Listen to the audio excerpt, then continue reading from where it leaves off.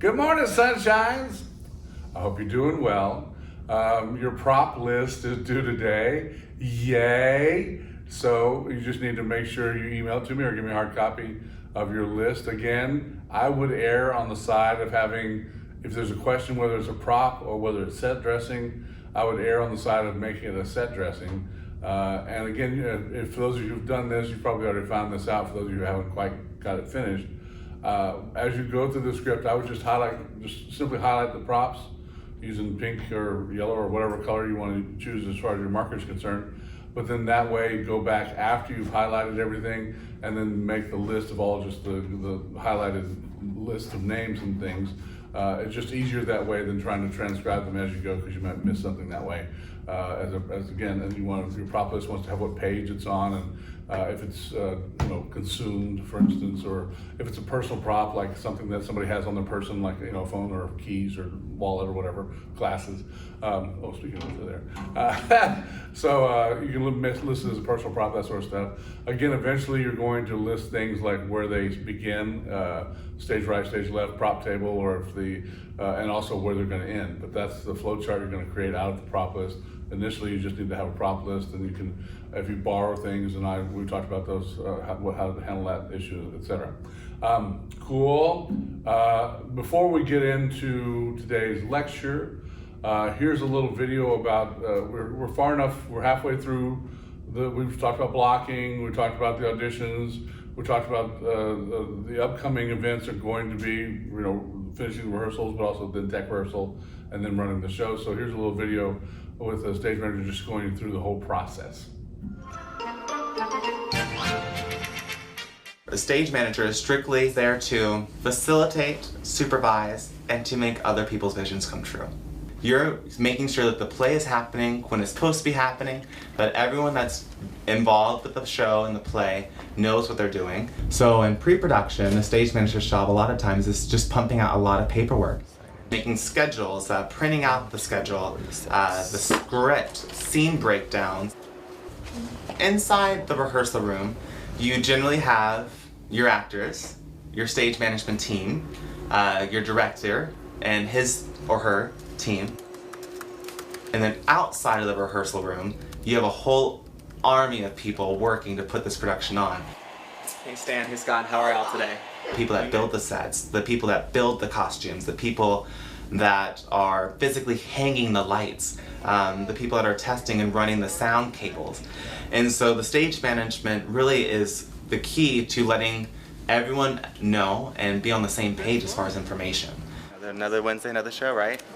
So in the rehearsal room, the director is very much in charge, and the stage manager is there to help facilitate and keep that room on track. And then once you move into the theater, that kind of shifts, and it's the stage manager who is helping making sure everything's happening at the right time. So you're putting in the light cues, and then you also are having the actors, and the actors are like, oh, so where am I supposed to be?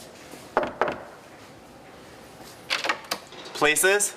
So basically you kind of play the parent, and you just make sure everyone's doing their right job.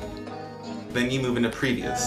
It's a great process for whenever you start to invite an audience into the space, into the theater.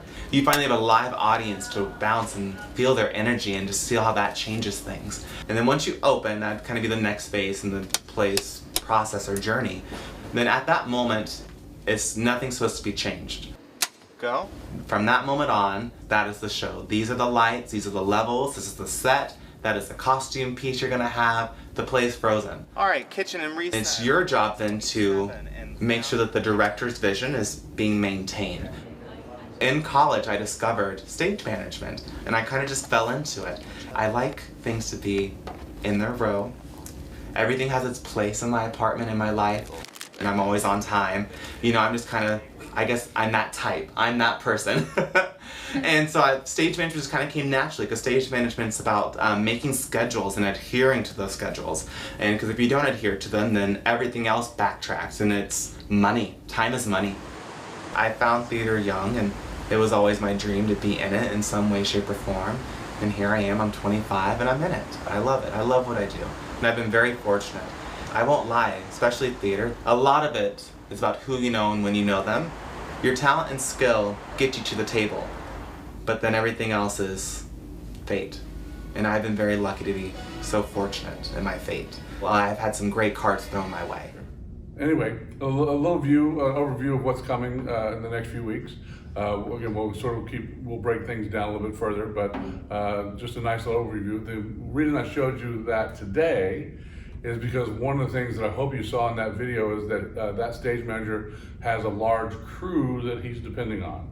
Again, everyone depends upon you for keeping lines of communication open, for making sure that the information gets passed along from one person to the other. The people you rely on are your crew, yes? Now, there are some shows, most shows have some crew members no matter what. Typically, you're gonna have a light board operator no matter what. You're gonna have a soundboard operator no matter what. You're probably it'd be very nice to have an assistant stage manager in most instances, but again, there may be some community theater particular places where you don't come up with enough people to volunteer to do that sort of thing. It'd be nice to have a prop person to help set things up backstage for props. Again, if you don't have that number of people, you wind up having to cover that responsibility as part of your duties. Generally, there will be somebody who works wardrobe, does the laundry. Technically, they're not necessarily under your purview, but again, you'll need to communicate with them, especially once you start getting to dress rehearsals and things like that, so that you can tell the cast when they're going to do the laundry, so that the appropriate items wind up in the appropriate baskets for laundry and that sort of thing. So there's a lot of little things that are going to start piling up around your job. So today we're going to spend the day talking about crew members and how you deal with crew members and how you go about figuring out what crew members you need. Again, all shows are going to have those basic crew members, but some shows, for instance, if you've got a musical, usually you're going to have spots, and if you have spots, you have to have spotlights. So if you have spotlights, you have spotlight operators. So if you have a fly rail, you're going to have people that fly. Sometimes it's just one person. Sometimes it could be a series of 4 or 6 people, depending on how much scenery flies and how heavy it is. You're going to have, if things roll on the deck, if you have wagons that roll back and forth, you're going to have a deck crew. If you have things that lift up through the floor and the elevator, you're going to have some sort of pit crew down there to deal with all those issues. Sometimes there can be some crossover. There may be enough time for the people who are on the deck crew to run downstairs and handle the elevator action. Sometimes it has to be 2 totally different crews. So again, that's the sort of thing during the course of rehearsal, as you've gotten through the blocking phase and as you start understanding how the show is going to run, those are the things that you and the technical director need to have discussions about exactly how many crew members you feel you're going to need and how many the technical director feels you're going to need. Again, in situations like theater in colleges, where you have college students who are volunteering, I'm not saying it's unlimited resources, but it doesn't cost you anything. Again, in community theater, volunteers, for instance, if you get to work the fly rail, a lot of people just get excited about that. They get excited about running in an elevator, so that they voluntarily will do that sort of stuff. Bending over and pushing a wagon, not so much. In professional situation where you're having paid crew members, not only does every crew member cost you money, not you, but the theater money, but you also then tend to have to be their supervisor in the sense that you have to count the number of hours they work. You have to account for anything like overtime, for any injury that occurs. You're, again, their supervisor. There may be a production manager who might actually do the hiring and have to sign the contracts, but that production manager is not there on a daily, nightly basis. You're the person who's giving the instructions about mopping the floor, sweeping the floor, preparing, running the trims, or whatever the instructions are. So among the type of positions that you might come across, again, the spotlighter operators, the fly crew, you might need dressers if you have quick changes. Just a second on this. The wardrobe people are responsible for the upkeep and the maintenance and the care, for instance, washing laundry, that sort of thing. That's a daily activity. The dressers are the people who are responsible for the quick changes, for making sure that, stars may have assigned dressers. Again, not to brag, but I was voted the best dresser of the Cats Tour in 1989 because I was able to rip these soaked sweat-laden cat costumes off of these actors in one fell swoop, and it made for some stinky hands, but it was a lot of fun working on the tour. But dressers work directly on the show, and again, are much more under your jurisdiction. Wardrobe, again, because you're already dealing with all the other crew members, sometimes wardrobe fits in that category as well. You're going to have electricians, for instance. If you have a wagon that has anything that lights up, a lamp or something, you may have an electrician that has to be there. Again, especially if you're dealing with a union house. We're going to talk a lot about unions next class period. But you have actors' equity, which we've mentioned several times, but the Union of Stagehands is called IATSE. It is the International Association of Theater Stagehands and Electricians. Now, you think AEA is powerful? IATSE is incredibly powerful. If you ever have seen a film made in the United States, one of the rules about the IATSE union is that the last frame of the film that is made in America has to show their bug, is what it's called.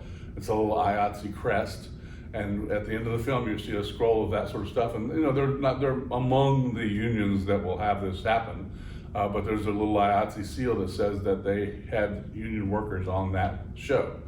And so if you're working in a union house, all the crew members are going to be union workers, and their union is IATSE. Again, different locals. Local 1 is a Broadway local.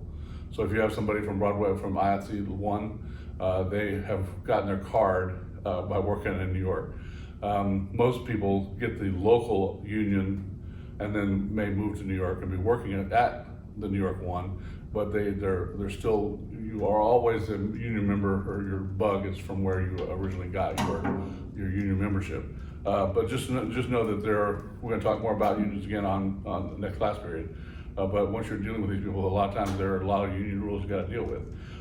Any kind of running crew, people that prepare the scenery or do any kind of prep work backstage, what's called running crew. You may also need a sound tech. If you think about it, if you have body mics at all, you're going to need a sound tech, somebody who can change the batteries on the sound mics. Usually, the way sound works nowadays, and again, the microphone might be over your ear or down the top of your skull here, but that's the usual placement for the microphone nowadays, and then the cable goes down the mid-back, and there's usually a belt pack that the actor will wear, and then the mic pack is actually something that just fits in the belt pack. It's usually in places that are smelly and moist, let's put it that way. So when a mic pack, or when a battery goes out, you have to have somebody dedicated to that particular act of retrieving that from the belt pack and changing the battery and getting it back in quickly. Now, to be truthful, a lot of times what they'll do is they'll have separate mic packs, and they'll just change out the mic pack because that's easier than actually having to flip the battery out and change the battery. But then they have to tell the soundboard operator which mic pack they have. So let's say the actor is working on mic pack number 9, and they come off stage because they're clicking, and you quickly change to mic pack 33. Then you've got to get information to the soundboard operator that that actor now is on mic 33 as opposed to being on mic 9, for instance. So that, again, you'll have shows where the sound tech does nothing. You think it's a wasted tech position, but by God, when you need one, you need one. So again, it's an example of if you have body mics, or if you have even if it's not the whole cast, even if it's a couple of the leads, the potential for batteries going out during the run is high. If you have pyrotechnics, you're going to need technicians. So again, depending upon what type of show you have, your crew could be as few as 2 or 3. It could be as many as 30, 40, 50 people backstage that are working on that show. And in cases where you have that large of a crew, oftentimes they will separate the stage management duties as far as calling the show to have 2 or 3 separate stage managers. One person may be the deck manager, one person may be the stage manager calling the light cues, a separate person may call the sound cues, and a separate person may call the spot cues. Because if you have that many cues, for instance, I'm going to use Hamilton as an example if you haven't seen the video on Disney Plus. Go watch it. It's fantastic. But you'll notice that there are literally hundreds and hundreds of light cues and sound cues, and of course you've got a live orchestra trying to mix the sound with microphones, trying to spotlight people through the course of the show. I do not know how many stage managers are calling the show, but my guess is around 6 or 7. Again, then you'll have the production stage manager who is in charge of making sure, and really during a show like that, the production stage manager will just sit and watch and take notes, and after the show will give notes to the various stage managers. But the production stage manager in that situation, and we'll show a little video about production stage manager here in a little bit, but in that situation, the production stage manager may not even be calling the show at all. They're just observing and making sure that everything has gone right, and keeping track of how the show runs, and sending out the performance reports and so on, things like that. I will say the easiest way to get involved in any theater is to work on the crew. No matter what theater it is. If you want to go to Broadway, go to New York, walk into any theater that's operating, and say that you would be willing to work on the wardrobe crew. Because what the wardrobe crew does is during the day, they launder the costumes for that evening's performance. And I don't know how often you may have done laundry, but laundering a show for Broadway is just like doing your laundry. Anybody can do it. It takes a real fool to do it wrong. But mostly you're just sitting there. And so they're not paying you a whole lot, but you know what, they're paying you. And you're working, and you're on Broadway. And then if something comes up where they need, let's say a dresser gets sick, or the grandmother dies, or whatever comes up, they have your number, and then they're giving you a call, and then you're dressing a show on Broadway. And then you get to know the people who are the prop people, and et cetera. And Andy Mills, Katie Pearson's son, was an actor on Broadway, is an actor on Broadway, found out that he didn't have a show, and now he's working as a dresser on Broadway. Well, not now because they're not in production, but again, those type of things can lead to other employment opportunities. And so if you're looking for a way into the theater, instead of sending out just cold calls and sending out letters and hoping somebody calls you, activate yourself. Go to a theater, walk in the door, volunteer and/or see if they need to hire people to have work on the crews, because the answer is yes. Now, they may not need them today, but sometime in the next 6 months, if they're producing theater, they're going to run into a situation where they have people who are sick or absent or whatever is happening, and they're going to need some people, and having your phone number in their office is a great way to start, especially if you've been able to work in the shops, etc., and prove your work beforehand. So, I mean, Harrison Ford started off as a carpenter before he got to be a famous star. Dustin Hoffman was stage manager. Octavia Spencer worked for years as a production assistant, getting coffee for casting directors before she made found her break. So again, getting in the door is a big thing. Having the people know who you are can be a big step in the process of having a career in this business. And the more things you can do, like sew, like paint, like construct, build things, carpenter, the more opportunities you will have to be a part of the theater community. So again, that's one of the reasons we kind of stress getting a full rounded education. All right, one of the things you might also consider is just in your mind, if you have a crew members and everything's set.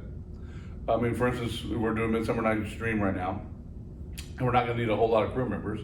But even now, I've sort of figured out a list of people that if something were to go wrong and somebody didn't show up, who could I call that would jump? Say, sure, I'll be there in a minute. Who could handle the job? So as a stage manager, have yourself a little, list, a little networking list of, on your phone, wherever, that just are notes of people that you work with that are near, that you trust, that on a day's notice or a minute's notice can come to your aid and assistance. Those people are invaluable. Yes? Not saying that you're going to do the entire run, but get me through the night. Then tomorrow I have all day to figure out what to do for the rest of the run or whatever. Somebody breaks their leg or whatever. Yes? And so having that little go-to standby list would be very nice and helpful. All right, let's just talk about how to supervise subordinates. And again, those are just words. It's not making anybody any better than anybody else. But as the stage manager, when you're speaking to your crew, you are their boss. Now, was it nice to be friends? Sure.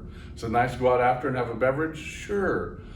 But when you're in the position that you're in as a stage manager and you've got a crew that needs to do the work, you have to sometimes be, you have to be serious. You have to take the work serious. I know that having a light atmosphere is nice, but as long as the work is getting done. If people are just sitting around not getting the work accomplished, then you need to, come down on them. And again, sometimes it's just easier to come down on one person hard, in other words, fire them, so that you sort of light a fire under everybody else so that they know you can do the show without them too. Just my personal advice. But when you're dealing with subordinates, a couple of rules. First of all, give bite-sized instructions. Don't necessarily give the whole project initially. Instead of saying things like, can we sweep and mop the floor? Can we go get water in the mop bucket? Can you go get a broom? Can we go get a dry mop? Simple assignments that somebody can accomplish, and then you can bring them into the next step of the process. And again, I'm using mopping as an example. That shouldn't be an issue. But whatever the project is, go get me a hammer. Great, I got a hammer. Instead of saying, can you go and now if you trust somebody, again, this goes to the whole thing of trust. If you trust somebody to understand and know, again, it's your ultimate responsibility. But if you have a great assistant stage manager that you can give a list of to-do things to, and then they can delegate, that takes the onus off of you and at least gives you time to think about other things. So that's another great way is to delegate responsibilities. Your instructions need to be calm and clear, no matter how crazy things are. Scenery might be crashing around you on the stage, whatever the hell is happening. You need to assess the situation, decide if there's any danger to anyone, protect people first, yes, protect property second. But once you realize that everything is safe, figure out the solution. If the solution is bring down the grand drape so that the audience doesn't have to watch us deal with this, have the actors move down stage, they can perform without scenery while you're up there fixing whatever is going wrong. Calm, clear, yes? And that sometimes means terse. Yes, you have to have your terse voice, yes, which rises above the pain and frustration and agony that may be happening on stage, yes? Again, let's just say there's been something where somebody has, an actor has fallen and hitting their head on a table on stage, and you need to stop the show. If that's what needs to happen, don't be afraid. That's what needs to happen. That actor needs to care. They've had a concussion, right? The audience will understand. And you can have, if you have an understudy that can go on, just say, hold, bring down the grand drape, have an announcement, we're dealing with a technical issue. We'll continue the show as soon as we can, take a 10-minute break or whatever it's going to be. Come back and you can then, tell the audience, we're going to continue with this person in this role, or we're gonna go back to the beginning, or we're gonna skip this whole little section and go forward. Whatever it is, then you can say that if they have a problem with what's happening, they can call the box office the next day, but they're welcome to stay today. And you can do the show the best way you can. If the show has to be called off the night, the show has to be called off that night. Yes, I think I've told you about at least I know I've told others about the woman who had a stroke on stage when we were doing Three Tall Women. And trust me, that show had to be, there was no continuing the show. The woman had a stroke on stage and had to take her to the hospital. Yes, and so the stage manager went on stage and said, thank you for coming. I'm sorry about what happened on stage today. Please call the box office on Monday and we'll figure out how we're gonna deal with this then. But thank you for coming and get everybody out. Yes, but that may be an option that you have to follow, right? Don't lump everything in one person, especially if you have a good assistant stage manager. Delegate to other people. And as a matter of fact, if there's something like mopping the floor, I'm just gonna say it's not necessarily a popular, there are people that love mopping the floor, don't get me wrong. I had a student who her grandmother had trained her to sweep particularly well, and she loved sweeping the floor. Blair Casey, Lord love you. But she would do it without any question, and she did a fantastic job. Why would I ever ask her to do anything else but sweep and mop the floor? But a lot of people don't like doing that. So I would tell you it's helpful to sometimes rotate the responsibilities and have a little chart saying this week Blair's going to sweep and mop, and this week so-and-so's going to set the props, this week so-and-so's going to run the fog machines. Switch those responsibilities. That way, if one of those people is sick, everybody knows their other person's job. Now again, you're talking about long runs. If you're talking about you're doing 7 shows, anybody can survive 7 shows. But if you're doing long runs, especially if you're doing tours, rotate the responsibility, just give everybody a little break from doing the same old routine. And again, you'll keep them fresh, you'll keep you fresh, right? So again, just some suggestions. Check up on your, whatever you've asked to be done, just check up on it. Don't assume anything's been done.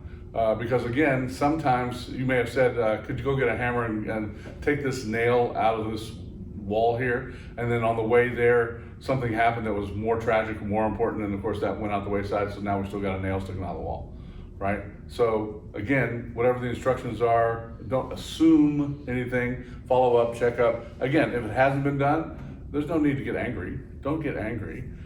Accomplish the job yourself, or have another person that you trust even more do the job. But then you need to follow up and say, listen, when I tell you to do something, I need you to accomplish a task. If they have a rational reason why it didn't happen, say, all right, listen, I understand what's going on, but you need to let me know you didn't get a job done, right? So I can assign it again, yes? As you're going through, now, so that's supervising subordinates.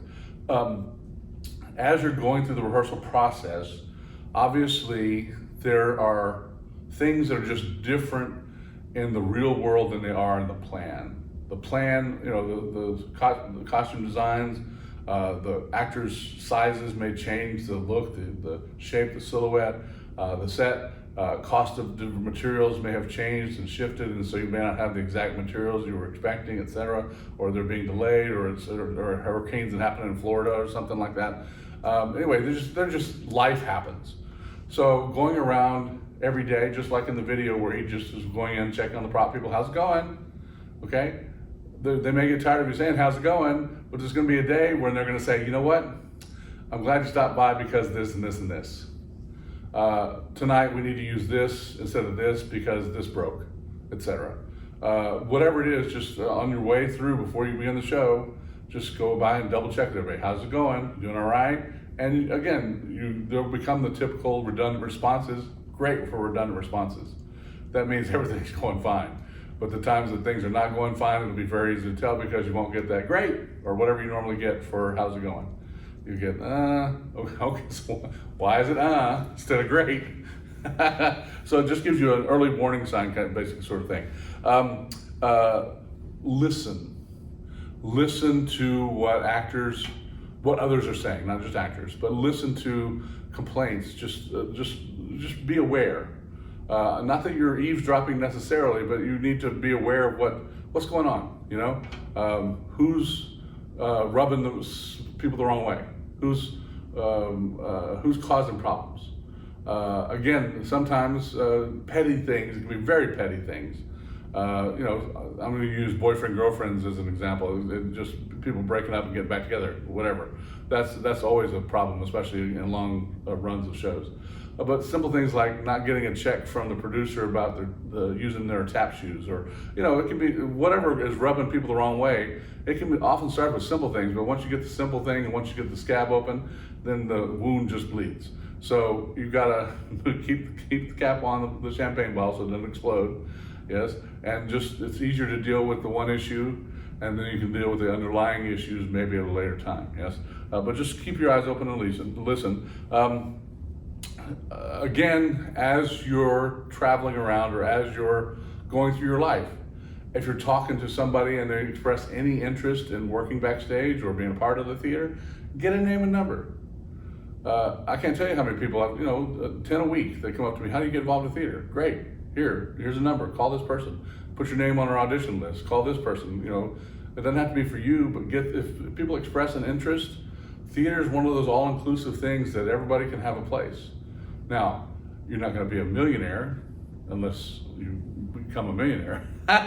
but you're going to enjoy it. It's going to be a great life, and there are definitely some positives. As you are dealing with conflicts, again, one of the things about adding more crew, just like having more cast, you're going to have more potential conflicts. You're going to have more potential people having things that get in the way of them arriving on time. I would institute a sign-in sheet for everybody. And again, everybody has to sign in for themselves. It may be that you don't actually have the actors sign in until Tech Week, because again, usually when you're dealing with rehearsal and blocking and that sort of stuff, you're actually seeing them on stage. But the crew, I would start from the very first day, having them sign in and sign out. And again, if you're keeping track of hours, having a time clock might not be a bad idea, but if they sign in, instead of putting a check mark or their initials, just have them put a time on it. And as you go through, again, when you're looking through to see who's there, just look at the time. If it's 8:20 and somebody isn't signed in yet, and then they come in 5 minutes later and they write 8 o'clock, you need to correct that. And then go to that person and say, listen, you need to sign in with the time that you arrived. Because again, when people are late, if they're getting paid, union people especially, they can be fined for that stuff. And you need to have evidence, and the evidence is their sign-in sheets, that sort of thing. Again, it doesn't make you popular, but it is something that you are responsible for because it's your job. And any kind of conflict, I think I mentioned this before, but I'll reiterate it here, you should never take sides. You should always act as the mediator. And for the at least initial conflict, the best way to approach it is just to say, listen, if you will both send me an email or somehow communicate to me at a different time what you think has happened, then we'll deal with it in a more calm environment rather than while we're in the middle of a show. Yes? And of course, put them separate, stage right, stage left, up stage, down stage, whatever you can to keep the conflict from escalating. But I would never take a side initially because you may not know the whole story. Even if you saw it happen, you may not know the whole story. Yes, it may be the result of 3 or 4 weeks of teasing that somebody finally breaks, So even though there may be a chain of command, if somebody is doing something the wrong way, if they are following the dictates of their supervisor, you can't be mad at the crew member for doing it the way the supervisor told them. You can only follow the rules of one supervisor. And so let's say, I'll stick with mopping the floor. Let's say that you have a way of mopping the floor. And you've expressed it to the supervisor, but the supervisor has told the crew member to do it a different way, and you come in and see the crew member mopping the floor not your way. You can't be mad at the crew member for doing that because the crew member was told to do that by the supervisor, the assistant stage manager, whoever you told to be in charge. So you need to address the issue with the assistant stage manager. So again, you need to make sure that you're talking to the person, not necessarily the doer of the deed, let's say, but you need to make sure that where did the chain of command break down, and find the problem within the chain of command. Or maybe that they've discovered a brand new way of doing it. And so you, again, keep your eyes open, be willing to change, yes? Everything has, there's not just one way to skin a cat, as they say. I don't know why anybody would say that. Let's just talk about dealing with various people as you go through. Dealing with playwrights. Again, as a stage manager, you might be lucky enough to deal with an original script at some point. There are many different types of playwrights. Some are very hands-off and just will watch and will communicate through the director, and that's fine. There are some stage managers, Edward Albee, when he was alive, came to do a show here, and he was insistent that every comma, every period, every single phrase was exactly the way he wrote it, and would literally yell and scream at actors from the back of the house when they did it incorrectly. He was that familiar with his play. So there's a wide variety of playwrights that you have to deal with, as with anybody else, but you also have to realize that that's their words. And so it is ultimately their right to correct and or change and or say, you can't have the rights to this show because you're not respecting my work, yes? While the director's job is to interpret that for the stage, it is still the playwright's work. And so on some level, you have to honor that and be aware of that. Because again, even though the director may be responsible for interpreting it, and by that I mean figuring out how you're gonna do it in the budget of time, money, people that you have around to do the show is never going to be exactly the way the playwright envisioned, but the words themselves can be and should be as best represented on stage as you possibly can. Yes. As you're going through, there's certain information. Let's just talk about the production stage manager real quick before I start talking about individual duties. So here's a little video on the duties of a production stage manager. It's all encompassing. He has because when a producer takes a script and decides he wants to produce it, the first person he'll hire is usually a general manager, a guy who's going to handle the money and everything else. And his next hiring is a stage manager, because the production stage manager has to control everything, from the costumes when they come in, the building of the sets, the putting together of everything. He hires his assistants. He agrees on the stage hands, how many stage hands he needs for what. He's helping to control the budget, and then he has the whole design of the show, and he controls the rehearsals and everything, and see that everything is right and put the pieces together. He's a guy that puts the crossword puzzle, puts the puzzle together to make it work. And then he has to run it, because each time the show is presented, it's a brand new thing. Each time it's being done live. And he has to, and then when the show is running, he's painting the picture with lights, because he's controlling the intensity of the lights, the sound. He's on top of everything. He has to be in full, complete control of everything. So that if a piece is missing, it's his problem. He must control the actors and so on. He must take notes to see what is and isn't done. That's why for opening night, which I found out later, and which I did later and so on, for opening night I would always run my show myself. Then after that, I would let my assistant run the show, and I would go and sit out front and take notes of things that need to be changed, or things that weren't being done properly, and so on, like lighting, or an actor is laid on a cue and all that sort of thing, so that you have to keep control of the show and the pace of the show and everything. Cool. So again, the production stage manager is an Ubermensch, person who oversees the whole production. In the video, he talks about how he likes to call the first show just to get a sense of the rhythm of the show, but ultimately he sits in the house and watches from there, or wherever it is that he sits with the audience to take notes and that sort of stuff. And he's got a crew of stage managers who are actually calling the show. But a production stage manager is usually one of the first hires, simply because they're the one that has to understand the script quickest. And oftentimes, especially in early development, directors, you don't need concept as much as you need practical knowledge. Like, if I make this choice, how much is it going to cost me, as far as, like having spotlights, and that's stuff directors don't deal with. Directors can deal with interpretation, but they can't really deal with money issues, which again, initially in a brand new production is what you deal with. Cool. All right, so as you are, again, I've stressed this earlier, I'll stress it again here, the one person in the crew that you need to have the closest link to is the technical director. The two of you are going to work hand in hand in coordinating. Neither one of you has an artistic say in anything that's interpretive, but both of you have a practical say in what will and can and safely work.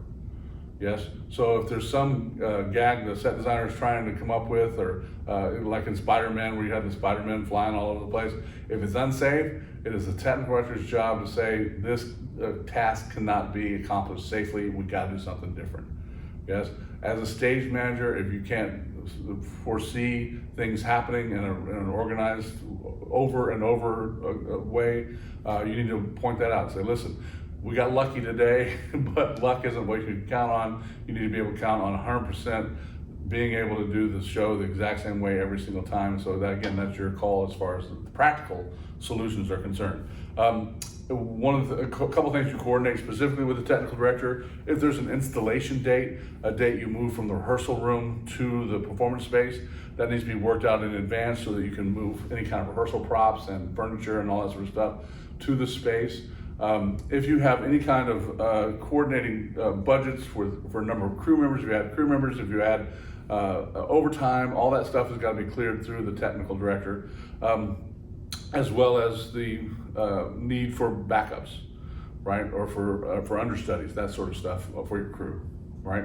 So the technical director is really the money person, and a lot of times, again, depending on the theater, the stage manager may be the money person, so he's having or she's having to come to you for those issues. But one of you, the technical director or the stage manager, usually is the person in charge by the by the producer for dealing with issues of money. If you've got a set designer, obviously you're going to need a ground plan from the set designer. At some point, you're going to need a shift plot, some sort of idea about how each of these shifts happen. If it's a wagon, if it's a lift, if it's carried on, if it's flown in, you need to work out and coordinate how the shift happens. What's the first step? What's the second step? What's the third step to be most efficient?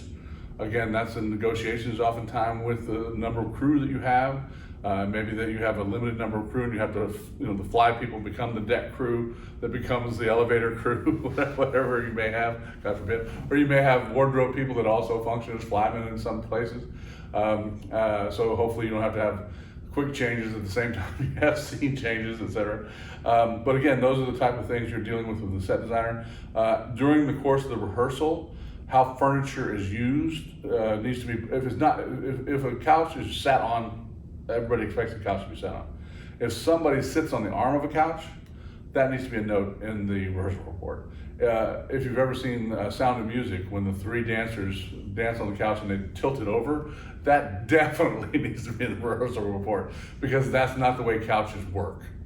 Yes, and so people need to be aware that choreographers are being creative or whatever's happening, especially if there's somebody like sitting on the couch and gets a glass of whatever thrown on them. It's supposed to be wine. Well, it's not gonna be wine, trust me, but it may be water or ginger ale, etc. But then not only does the set designer need to know because the fabric needs to be treated, but you also need to tell the costume people, because the person's gonna have costume that needs to make sure that it can stand. If you have a silk costume, for instance, you're not getting it wet. You'll find something other than silk if that has to happen, yes. And so speaking of costumes, here's a little bit about costume world. This might have a little more pizzazz. My name is Emilio Sosa, and I am a costume designer. A costume designer is responsible for the look of the show, and that incorporates everything from the hair, shoes, makeup, and clothing that the actor wears throughout the show. There's no typical day in the life of a costume designer, because every day is different depending on what you're doing. Some days are fitting days, which is when we are fitting the actors in the clothing. Some days are shopping days, when I'm shopping for the clothing. And some days are just research days. As a costume designer, I do not work alone. I have an assistant. Then we have our tailors, you have sewers, you have artisans. I think the most important skills that you need to be successful as a costume designer is you have to have the art of collaboration. Because like I said, you don't work alone. You're always working with a team. You have a director who has a vision, and our job as a costume designer is to support that vision. You need to be able to like research, because depending if it's a period piece or if it's a current piece, you have to be able to research. Also, you have to be able to handle deadlines and not stress out, because it's a very stressful environment, but you always have to be cool under pressure. And I think that's the most important, attribute, is not to let the job overwhelm you. I have a fashion degree. I studied fashion design in New York at Pratt Institute. So most importantly, I think for anyone in this industry, you have to really figure out how things are made. The fabric you choose is dependent on the design. Not every fabric does the same thing, so you have to have a knowledge of fabrics. One summer, I needed a summer job, and I had a teacher who taught a costume history course who knew of a company that was looking for what we call in the theater a shopper. You shop for threads, fabrics, notions, whatever you need to create a costume, that's what the shopper buys. I was 21 years old. I had never really known anything about theater. And so I always say theater chose me, I didn't choose it. but like it's been over 25 years and it's been an amazing journey. So my first big job was Top Dog Underdog under George C. Wolfe, and that was the show that brought me here to Center Theater Group for the first time many, many years ago. I've been fortunate because I love coming here. I did Porgy and Bess, Immediate Family, Father Comes Home from the War, Part 1, 2, and 3, and now Ma Rainey's Black Bottom. So I will always say, go to school, learn how clothing is made, and then go into the business. Because at the end of the day, you're making clothing for people. Again, not necessarily dealing with stage management and costumers, but at least you can get the sense of what a costume designer is going through. You should receive from the costume designer a list of every character and what all the pieces are in every scene. Now, unfortunately, you may not get that list until after the show is open, because again, people are dealing with cutting things and adding things up to the last minute. But at some point, you need to know what each and every piece of the costume is, so that, especially in extended runs, so that when you do the laundry, you'll be able to put things back in the right spot. And I would go so far as to have, if there's a brand, that if you bought the socks or underwear or whatever, take a photo of the brand and have it with it, because let's say you accidentally wash the white socks with the red dress and now you've got pink socks, you need to go back out and buy some new white socks. And so it's helpful to know what brand you bought in order for them to match. And again, I know that seems ridiculous and overworked, but again, it happens. It's not something that's unseeable. You're also going to coordinate the fittings with costume shop. The actor's going to, if it's an equity house, fittings count in their hours. And so usually what you'll do is when they're called for rehearsal and they're not actually on stage, you can schedule with the costume designer, so-and-so is free for this half hour from here to here, and it shouldn't be their break. It should be a time during rehearsal when you know they're not gonna be on stage. Now, if somebody's on stage the whole show, you've got to schedule that fitting outside of their rehearsal time, and that counts for their 37 hours a week that they're working, right? So again, those are things you deal with. Quick changes, again, are things that you are gonna identify as much as the costume designer does. Oftentimes, the costume designer will know the obvious ones, but sometimes, especially if something has been altered in the script, where a scene or a sequence has been cut, it changes the timing of the play. For instance, in And Get Your Gun, the sequence that is There's No Business Like Show Business was written to be done as an in-one number. In other words, the show was written to be done downstage of a curtain while they changed to a boat upstage. The number became the most popular song in the show, and so nowadays, whenever anybody does And Get Your Gun, usually There's No Business Like Show Business has become this huge production number, which means that this scene shift and costume change that was supposed to be done during the number all has to be done at once very quickly without a cover, because There's No Business Like Show Business was the cover. So again, that's not something that is just reading the script necessarily jumps out at you and you think, oh, they've been doing the show for years. Certainly this is going to be something that is prepared for. It was prepared for, but the interpretation has unprepared you for it. So again, things like that could come around. You need to, if any actor kneels down or lays down or does somersaults, anything that's not a normal activity in clothes. Now, if they're wearing gym shorts and playing cheerleaders, and they do the splits, all right, you're a cheerleader, that's expected, right? But if you're a businessman and suddenly you do the splits and there's that's something that you need to let the costume designer know, because it's not an expected activity within that costume. Yes. So again, those are the things you're sort of looking out for in rehearsals to make notes. Lighting designers, again, you're going to get your list of light cues. We're going to talk about that next week. You're going to know where the light cues are placed in your script. They're also going to give you something that I'm going to call a cheat sheet. A cheat sheet is a list of each of the channels. Again, next class period we'll talk about some terms, but you're going to have a list of every channel and what dimmers are plugged into that channel, so that when you're doing a light check, if a light doesn't come up, you'll be able to tell somebody who knows what these words mean that the two lights that should be on are plugged in. If you're in channel 8 and they're supposed to have two lights come on and one light comes on, you look at your cheat sheet, and cheat sheet says that dimmers 2 and 17 are supposed to be plugged into channel 8, And so you can say, listen, I don't know which one it is, but either the one in channel 2 or dimmer 2 or the dimmer 17 is blown. And then that way the master electrician can know more easily and more quickly where the problem is. Yes? And so again, that cheat sheet can be a very valuable tool to have. Your master electrician should have one, your board op should have one as well. But again, it doesn't hurt to have an extra copy for you just in case those people have lost theirs. As far as sound designers, again, you're going to need a list of cues where the sound cues go. Again, if there's a recorded cues, great, there's a go button. But if there's a live cue, you may need to know like what it is in case it breaks. Yes, if you've got a thunder sheet that somehow falls down and breaks, can I fix the one I have, or do I need to get another one? How did you build this? That sort of thing. So just that type of information goes in your prompt script. You probably will never need that sort of stuff, but in the case of emergency, you do need, at least you've got it. Things like, you're gonna let them know if the director says something like, I need some music here, or just things that get added sound-wise, sonically in the rehearsal, you'll need to let them be aware of. And as far as, there's this thing called a God mic, is what I'm gonna call it. You need to make sure that the sound person knows that, especially for tech rehearsal, probably you and the director both will need God mics so that you can just, without yelling at the cast, you can just over the God mic say, hold please, and then communicate to the actors without having to yell to them.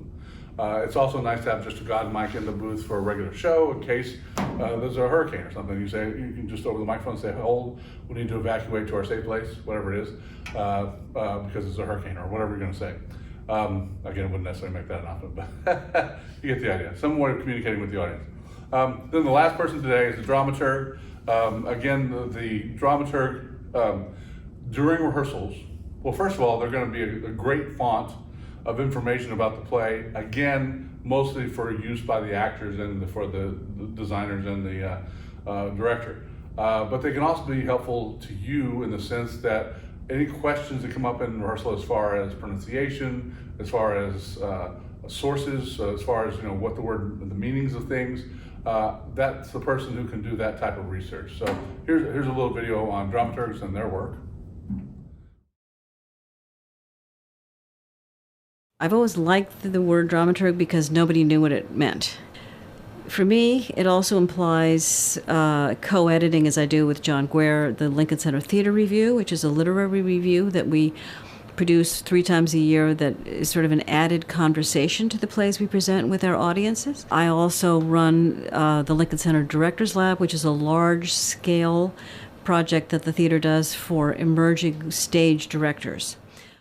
When needed, I do sometimes small, sometimes very massive research for actors in productions, if that's called for. So it's a kind of job that can be whatever you make it to be, depending on the needs of your theater and your own interests, I guess. When you're a dramaturg, you work with the director, Mark Lamos, our director, who's working right now on the Grand Manor. The director's in charge of the interpretation, the director's in charge of the room. You're never doing anything the director doesn't know about. Each production is totally different, and that's one of the great things about being a dramaturg. If you look around my office, you'll see piles of books about spirit rituals that I worked on when we did Joe Turner's Come and Gone, along with books about orgasm, which I used for In the Next Room by Sarah Rule. Every 6 months, it's something radically different. This is the ideal job for people who love literature, who speak languages, who understand and love actors. When I go on to a stage and I see a ghost light, I'm a happy person, and that has never ceased. It's a funny combination of characteristics. So again, that's the type of thing that's happening at this phase in the rehearsal. You've had the show has been blocked. You're now in the polishing phase where you're getting the rhythms of the show working, and so you're just starting to run larger sections of the show. So the show is becoming more and more independent of your personal input. Again, you may still be on book and that sort of thing in those phases because you still have actors who are going to mess up a line, drop lines, slip cues and that sort of thing. But you're also going to be dealing with all these other issues that are going to start to roll into the world until you get to Tech Week, which is coming up after the midterm test. Cool? All right. I hope you have a great day, and we'll see you next time.